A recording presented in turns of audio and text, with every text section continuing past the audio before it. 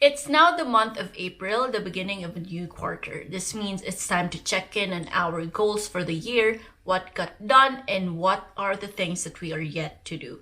I haven't specifically stated my goals in my year-end review and transition video, but I did mention it along with other options for one reason that I don't want to jinx my goals by announcing them. Now that I'm pretty confident that everything is kind of going my way, I'm ready to share it in this video.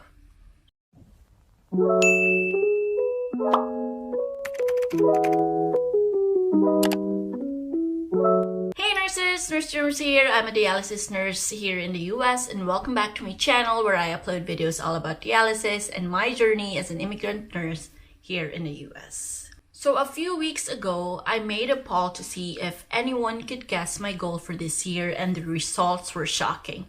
The options were, will I buy out, transfer to a different state, transfer to a different setting, acute, or try out travel dialysis nursing. And I'm surprised that 44% who voted chose the option of acute dialysis. Well, I can't really blame you. They say there's more money, but let's take a look of the other options. If we're gonna look at this the NCLEX way, option 1 and 4 is kind of the same since I can't switch to travel dialysis nursing without buying out. So the two are eliminated, which leaves us with the remaining two options. But since the title of this video is what I'm going to talk about, unfortunately for the 44%, you got it wrong. Kudos to the 11%, the least voted option is my goal for the year. And I'm going to walk you through the process of transferring to a different state facility if we're from the same company.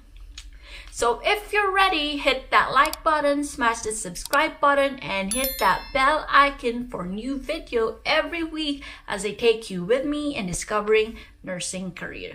To guide you throughout this video, I'm going to put some timestamps below that redirects you straight to the topic that you are looking for. But before anything else, just a disclaimer, everything in this video is based on my own experience and not intended and shall not be understood or construed as professional advice.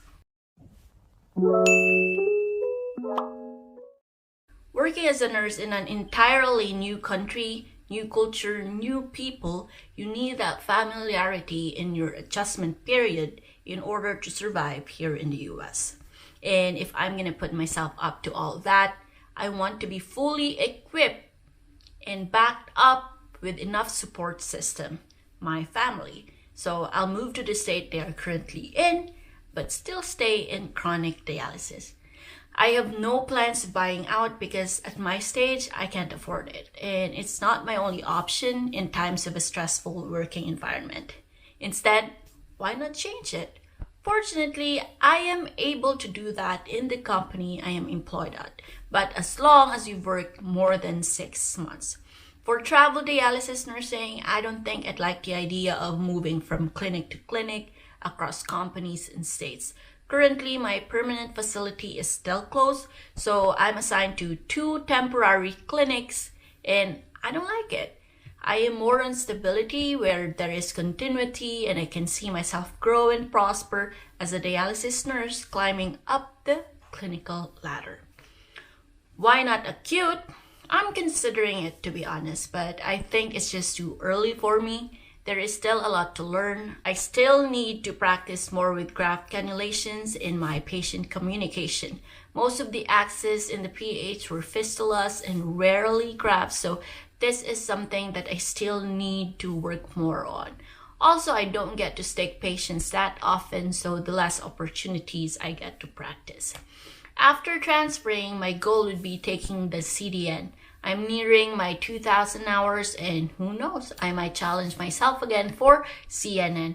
That requires another 1,000 hours consisting of 750 hours experience in the acute setting, doing home PDs, home HDs, critical care, kidney transplant, and apheresis. So let's see how everything will go.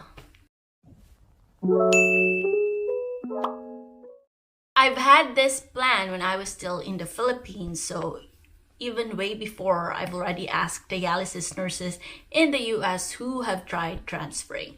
But making it into reality is not as easy as how I have planned it. And the hardest part is informing the FA about it for the reason that I'm afraid it might not turn out as how it should be. In my 6th month, January this year, I still had not done anything. But there was a new nurse trainee coming, plus another nurse from the Philippines the month after. It was like telling me, "What are you waiting for? I'm doing this to get you moving." I still had not informed the FA, but I finally made a move and started my license endorsement. I've decided to just wait for the second nurse to arrive before I let my FA know about my plans. In this month, I worked out my fingerprint, at the same time booked an English exam because unfortunately the PON I'm endorsing did not accept my visa screen certificate. And the most important month was March, where I finally informed my FA about moving to a different state clinic. But before that happened, I once again had a similar situation pushing me to finally do what I've been planning. It was the day I covered another teammate. It was supposedly my day off, but since I'll be having my upcoming PTO for the exam, I gave in anyway. Plus, there's an incentive. However, upon going home, we got into a minor road incident, damaged a tire, and we can't dare use our spare donut tire for a long drive to duty the next day. It was stressful too, so I wanted to rest and take a time off, but it seemed that I was not allowed to because I was the only nurse for that day. So my FA and I got into an argument. I was so frustrated that all the toxic days I've managed to hold out came flashing in front of me. Like, do I even deserve this? I was only asking for one time off, yet they couldn't give it. If I hadn't argued and stood up for myself, I wouldn't be able to get that time off. This situation was like telling me again, what else are you waiting for? Sorry, I had to do that so you can finally make the most important move. The day I came back for duty, I was fully determined to do it with the lines I've been practicing in my mind. But as previously mentioned, it's just not as easy as planned.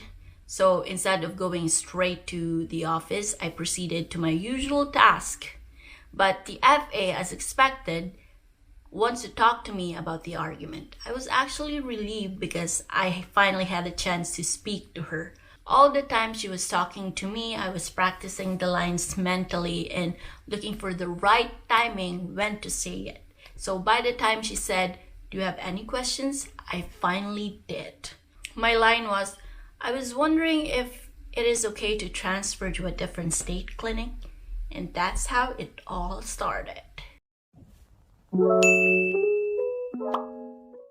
10 days later, the FA informed me that they'll move forward to my decision and told me to start applying.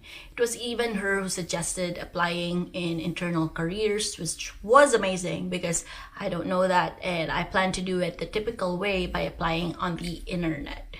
So the next day, before my PTO started, I sent my application. It asked me to confirm that I've worked more than 6 months, not under training, and have informed my manager. 2 days later, I had a phone interview with the recruiter that they'll send my resume to the different clinics on the state, even though I've specifically applied to one clinic. But it was better, I guess. So for this month, I seem to see the light better. I successfully completed my license endorsement. The FA of where I'll transfer contacted me, and just days before, I had a WebEx interview, and I couldn't be more excited of what lies ahead. All these wouldn't even be possible without prayers and his guidance. Setting goals and at the same time consulting with him shows that you trust him and believe that he is able to lead you while you are moving forward. That's it. Hope you learned something from this video. If yes, don't forget to click like, leave a comment for some video suggestions, and of course, subscribe to my channel. Thanks for watching and see you next video.